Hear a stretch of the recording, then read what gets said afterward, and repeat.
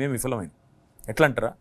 సమాజంలో ఎట్లాంటి మార్పులు వచ్చినాయంటే నాకేం వచ్చింది అన్న దానికంటే ఎక్కువ మీకు వచ్చిన దాని మీద నాకు ఎక్కువ కొంత అసూయ అనండి, ఇంకోటనండి, కొంత చిన్న జెలసీ అనండి ఉన్నది. ఎందుకు మీ విశ్లేషణలు పోస్ట్ మార్టంలలో అసలు దళిత బంధు ఇవ్వడం వల్లనే ఓడిపోయినామనే భావన కూడా వచ్చింది. నిన్న ఒక మాట చెప్తాను మీకు. నిన్న నేను ఒక టీవీ స్టూడియోలో కూర్చుంటే దళిత బంధు గురించి ఇదే ఇప్పుడు మీకు చెప్పిందే చెప్తే నాకు ఒక తమ్ముడు ఒక ఆయన SMS పంపినాడు. తర్వాత మీరు దళిత బంధు అని పేరు పెట్టకుండా ఉపాధి బంధు అని పేరు పెట్టి చాలామందికి అందరికీ అవకాశాలు కలిగిస్తామంటే వేరే లెక్క ఉండేదని పెట్టినాడు. అంటే ఇంకా కూడా మన సమాజంలో ఈ పథకం దళితుల ఉద్ధరణ కోసమే పెట్టినప్పుడు దళితుల ఉద్ధరణ అని ఎందుకన్నారు కేసీఆర్?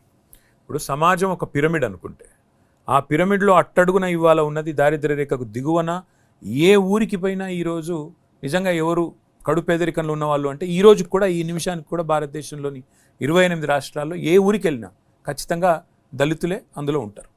అందుకే కేసీఆర్ ఉద్దేశం ఏముందంటే let us start at the bottom of the pyramid, ఆడికెళ్ళి అంచెలంచెలుగా అన్ని వర్గాల్ని ఆకట్టుకోవాలని. కేసీఆర్ గారు ఏమనుకున్నారంటే కేసీఆర్ గారు కొంత ఎమోషనల్ లీడర్. అవును, చాలా ఎమోషనల్గా అనేస్తాడు, కానీ ప్రాక్టికల్గా అది ఇబ్బంది అవుతుంది అనేటువంటి విషయాలు ఆలోచించాడు. ఇట్లాంటి పథకాలని ఆలోచించేటప్పుడు దళిత బంధు కూడా అంతే ఎమోషనల్గా తీసుకున్నటువంటి నిర్ణయం, మంచి నిర్ణయం. నేనేమంటున్నానంటే ఎమోషనల్గా తీసుకోవడం అనేది హార్ట్ తోటి తీసుకునేటువంటి, నువ్వు ఆలోచించి లెక్కలు వేసుకొని తీసుకునేది నువ్వు క్యాలిక్యులేషన్ తోటి చేసుకుని. నేను అనుకోవడం అట్లా తీసుకొని నష్టపోయినామనే భావన ఏమన్నా వచ్చింది అనుకో. నేను ఏమన్నా అంటే KCR is a dreamer. KCR ఆయన ఒక స్వాప్నికుడు. డేర్ టు డ్రీమ్ బిగ్ అంటారు కదా, మార్టిన్ లూథర్ కింగ్ చెప్పినట్టు ఐ హ్యావ్ ఎ డ్రీమ్ అనే అద్భుతమైన స్పీచ్ ఉంటుంది. అట్లా కేసీఆర్ గారు కొన్ని అసాధారణమైన అసాధ్యమైన అనుకునేటివి కూడా కొన్ని కళలు ఆయన అట్లా ఊహిస్తుంటాడు. ఆయన కల్పన కొద్దిగా పెద్దగా ఉంటుంది. ఏం చేసినా కూడా తెలంగాణ రాష్ట్రంలో ఎగ్జాక్ట్లీ తెలంగాణ రాష్ట్ర సాధన అనండి, లేకపోతే భారత రాష్ట్ర సమితి అని పెట్టిన భారతదేశంలో కూడా మనం అంటూ మన ప్రభావాన్ని చూపెట్టాలని ఆలోచించిన he dreams big, he can't think small. KCR గారితో ప్రాబ్లం ఏంటంటే he can't think small. So ఆయన దళిత జాతి ఉద్ధరణ కోసం కూడా మీటింగ్ అని పెట్టి ఎమ్మెల్యేస్ అందరితో మీటింగ్ పెట్టినారు. మొత్తం అన్ని పార్టీలు ఎమ్మెల్యేలు వచ్చినారు, బట్టి విక్రమార్క గారు, ఇంకా చాలా మంది పెద్దలు వచ్చినారు, మోత్పల్లి నరసింహులు గారు వచ్చినారు, ఇంకా చాలా మంది బయటకు వచ్చి పోయినారు కూడా, చాలా మంది పోయారు. అయితే ఆ మీటింగ్లో కూడా మా పార్టీ ఎమ్మెల్యేలు ఉన్నారు, అన్ని పార్టీల ఎమ్మెల్యేలు ఉన్నారు, అన్ని పార్టీల నాయకులు ఉన్నారు.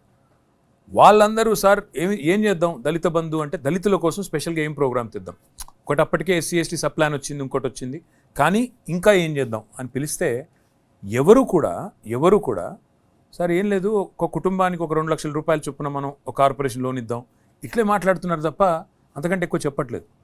చివరికి ఆయననే సమ్మప్ చేసి ఏమన్నాడంటే ఇట్లా కాదు, సరే ఏదేమైనప్పుడు మీరు అన్నారు emotional response, is a emotional man. ఆయన రెస్పాన్సెస్ కానీ ఆయన ఆలోచనలు కానీ ఇమోషనల్ నుంచే వస్తాయి. కాబట్టి ఆయన టగమని అన్నది ఏంటంటే ఒక కుటుంబం ఒక తరం మీరు కనుక వాళ్ళను ఒక్కసారి ఆ పావర్టీలోంచి బయటికి తీసుకురాగలిగితే, ఎందుకంటే ఆయన ఒక ఎగ్జాంపుల్ కూడా చెప్పినారు మాకు, మా అందరినీ కూర్చోబెట్టి చెప్పినారు లెజిస్లేచర్ పార్టీని. ఇప్పుడు ఒక వ్యాపారస్తుల కుటుంబమే అనుకోండి, వాళ్ళ చేతిలో 10 లక్షల రూపాయలు పెడితే 10 లక్షలను పునరుత్పత్తి చేసి 20 లక్షలు ఎట్లా చేయాలో వారికి ఎవరు చెప్పే అవసరం లేదు, వాళ్ళకి అట్లా అలవాటు తరతరాలుగా వచ్చింది.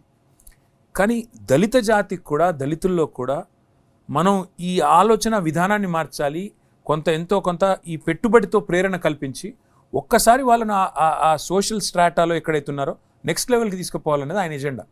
నేను ఇందాక అన్నట్టు ఇక ఆయన ఒక స్వాప్నికుడు, ఆయనకి ఏంటంటే ఇట్లాంటి అసాధారణమైన కళలు కంప్లీట్గా బూమరాంగ్ అయిపోయి దళితుల పట్ల వ్యతిరేకత రావడానికి కూడా కారణమైంది. బూమెరాంగ్ అనను కానీ ఒకటి మాత్రం జరిగింది, దీన్ని వాడుకున్న కాడ కొన్ని చోట్ల అద్భుతాలు మేము క్రియేట్ చేయగలం. ఉదాహరణకి నా నియోజకవర్గంలో నేను నా కళ్ళతో నేను చూసినవి, నేను ఇనాగరేట్ చేసిన కాబట్టి చెప్తాను.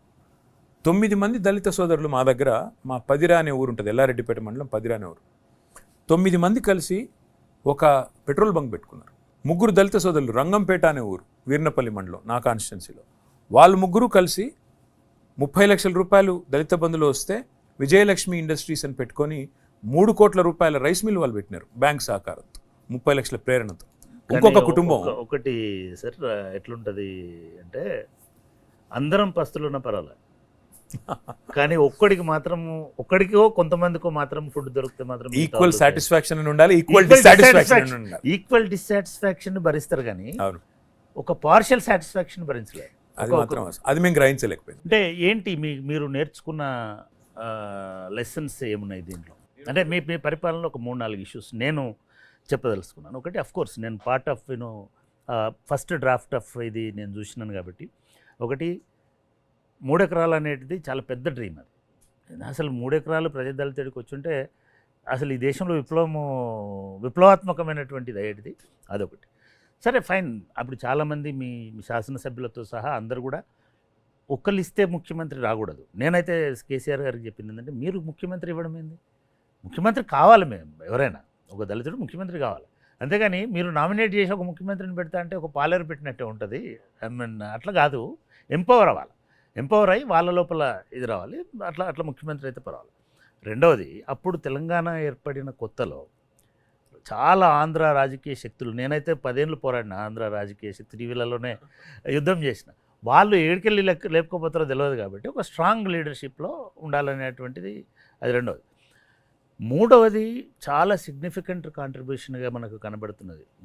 దళిత బంధు కంటే కూడా ఎక్కువ మీరు కాంట్రిబ్యూట్ చేసింది ఏంటంటే, రెసిడెన్షియల్ స్కూల్స్ని అసలు అనూహ్యంగా 120, 110 నుంచి 1100 దాకా 1005 రెసిడెన్షియల్ స్కూల్స్, 1022 అయినాయి. 22 ఆ కాంట్రిబ్యూషన్లో తీసుకున్న చొరవ కానీ, లేదా మీరు దాన్ని ఎజెండాలోకి తీసుకురావడానికి మీకు ప్రేరణ కలిగించిన అంశాలు ఏంటి? ఒక్కటే, ఆయన కేసీఆర్ గారికి ఆయనకి ఈ ఆలోచన కొత్తది కాదు.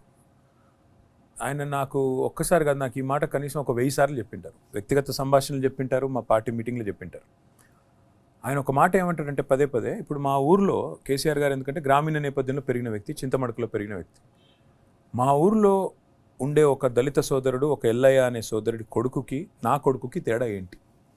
నువ్వు చదువుకున్నావు, నీకు అవకాశాలు నేను కల్పించినాను, నువ్వు తర్వాత హైదరాబాద్లో చదువుకున్నావు, ఆ తర్వాత అదృష్టం బాగుండి నేను కొంత పెట్టుబడి పెట్టగలను కాబట్టి అమెరికాకు పోయినావు, తర్వాత నీ ఉద్యోగం సంపాదించుకున్నావు, ఇలా నీ కాళ్ళ మీద నిలబడ్డావు. అదే ఎల్లయ్య కొడుకు మళ్ళీ తిరిగి నువ్వు ఎందుకంటే ఆయన అవకాశాలు కల్పించలేకపోయినాడు కాబట్టి ఇలా పోయి మళ్ళీ ఒక పొలంలో వ్యవసాయ కూలీగానో లేకపోతే వ్యవసాయమో చేసుకుంటూ బతుకుతున్నాడు. ఒకటే ఊరిలో పుట్టిన ఇద్దరు పిల్లలు కేవలం సమాన అవకాశాలు లేకపోవడం వల్ల, ప్లాట్ఫామ్ అని దొరకకపోవడం వల్లనే నువ్వు ఇవాళ అక్కడ పోయినావు, ఆయన ఇక్కడే మిగిలిపోయినాడు, నువ్వు కూడా ఇక్కడే ఉండిపోతే నువ్వు కూడా అట్లే ఉండిటోడివి కదా. ఈ మాట నాకు ఇప్పుడు చెప్పేది కాదు, కేసీఆర్ గారు ముఖ్యమంత్రి అయిన తర్వాతనో పార్టీ పెట్టిన తర్వాత చెప్పిన మాట కాదు, నేను చదువుకునేటప్పుడు చెప్పిన మాట ఇది.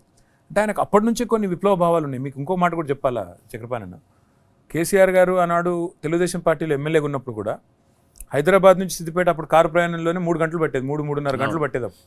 ఆ 3-3.5 గంటలు పట్టి 3-3.5 గంటలలో ఆ రాజీవ్ రథారెడ్డి ఇప్పుడైంది అనుకోండి, మొత్తం గద్దరపాట్లే ఉండేది.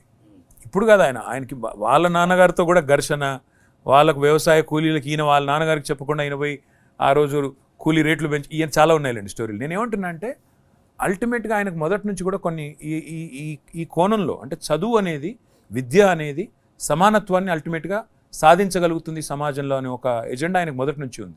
సిద్దిపేటలో ఎమ్మెల్యేగా ఆయనకు ఎవరు చెప్పలేదు, పార్టీ చెప్పలేదు, ఎవరు చెప్పలేదు. దళిత చైతన్య జ్యోతి అనే కార్యక్రమాన్ని ఆ రోజే కేసీఆర్ గారు కొన్ని గ్రామాల్లో, రామునిపట్ల అని ఒక ఆదర్శ గ్రామం తీసుకున్నాడు. ఆయన దత్తత గ్రామం, బార్డర్ విలేజ్, చిన్న సిద్దిపేట నుంచి కరీంనగర్ పోయే రోడ్లో లెఫ్ట్ సైడ్, రైట్ సైడ్ ఉంటుంది దత్తత గ్రామం. అక్కడ స్టార్ట్ చేసినారు ప్రోగ్రామ్. అక్కడ ఒక్క దగ్గరనే కదా, ఆయనకి ఏంటంటే అప్పటి నుంచి ఇప్పుడు హరితహారం అనే ప్రోగ్రామ్ ఈరోజు చూస్తున్నాం మనం, అప్పుడే సిద్దిపేటలో చేశారు. ఈరోజు మనం చూసే మిషన్ భగీరథ అప్పుడే సిద్దిపేటలో ఆయన చేసుకున్నారు. సో ఆయనకి ఏమంటే ఇది అంటే నేను బాగా ఇంటరాక్ట్ అయినా, అంటే మా 3-4 సార్లు మా దగ్గరికి రావడము, ఇంట్లో మాట్లాడుతున్నప్పుడు కూడా ఆయనకు అంబేద్కర్కు సంబంధించినటువంటి కోర్ ఫిలాసఫీ, ఆలోచన విధానం, కోర్ ఐడియాలజీ ఉంటాం కదా, అది పూర్తిగా ఉంటుంది. మీరు ఇందాక అన్నమాట ఆయన పదే చెప్పేవాడు. అంటే మనం ఎట్లా ఉండేటోళ్ళం అంటే, ఒక స్టేట్ అనేది పార్షియల్గా ఉండకూడదు, కనబడేటట్టుగా ఉండకూడదు అన్నట్టుగా ఈ డిస్కషన్ వచ్చినప్పుడు చెప్తే, ఒకరోజు ఇట్లనే మీరు అట్లా కాదండి అంటే, చాలామంది ఎడిటర్లు అందరూ ఉన్నారు కదా, మీరు ఏ ఊరు కనబండి తెలంగాణ, సావటికి అడిగిపోండి, అందరిని అక్కడ ఉన్న వాళ్ళని అడగండి, ఈ ఊర్లో మోస్ట్ బ్యాక్వర్డ్ వాళ్ళు ఎవరు అని అడగండి, మోస్ట్ పూర్ ఎవరు, మోస్ట్ బ్యాక్వర్డ్ ఎవరు అని అడగండి, వాళ్ళు దళితవాడకు చూపిస్తారు. అంటే ఒక లెవెల్లో ఎందుకో నేను కొంచెం క్రిటికల్గానే అబ్జర్వ్ చేసినప్పుడు, ఈయన ఆదర్శాలన్నీ అమలు చేయడంలో సాధ్యం కాలేదేమో అనిపించింది. ఎందుకంటే అని ఏమన్నాడు తెలుసా, అప్పుడు ఈ మిషన్ భగీరథకు సంబంధించిన ఆలోచన వచ్చినప్పుడు కూడా, సరే సెక్రటేరియట్లో మీరు కూడా ఉన్నారు, ఆ రివ్యూలో నేను కూడా ఉన్నాను, మాట్లాడుతూ నో దళితవాడ నుంచి పైప్ లైన్ వేయడం స్టార్ట్ కావాలన్నాడు. లాస్ట్ హౌస్ నుంచి ఈ పైప్ లైన్ ఇవ్వడం స్టార్ట్ కావాలా, అది పవర్ అయినా, వాటర్ అయినా, రోడ్ అయినా అక్కడ నుంచే. కానీ అది ఎందుకో ఈ 10 ఏళ్లలో మనం ఒకసారి మళ్ళీ రివ్యూ చేసుకుంటుంటే, అది ఆ పద్ధతిలో జరగలేదేమో అని అనిపించలేదు మీకు? చాలా వరకు జరిగింది. ఇప్పుడు మీరు చూస్తే సార్వజనీనమైన కార్యక్రమాలు ఏవైతున్నాయో వాటి ఆచరణలో